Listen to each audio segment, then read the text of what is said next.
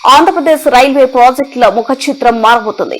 ఈవీఎంఆర్డీఏ కార్యాలయంలో తాత్కాలికంగా ఏర్పాటు చేసిన దక్షిణ కోస్తా రైల్వే జోన్ కార్యాలయాన్ని ముఖ్యమంత్రి నారా చంద్రబాబు నాయుడు, కేంద్ర రైల్వే శాఖ మంత్రి అశ్విన్ వైష్ణవ్ సందర్శించారు.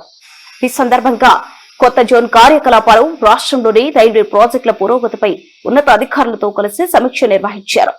2026 జూన్ 1వ తేదీ నాటికి దక్షిణ కోస్తా రైల్వే జోన్ పూర్తి స్థాయిలో కార్యకలాపాలు ప్రారంభించేలా గెజిట్ నోటిఫికేషన్ విడుదల చేయాలని కేంద్ర మంత్రి ముఖ్యమంత్రి కోరారు.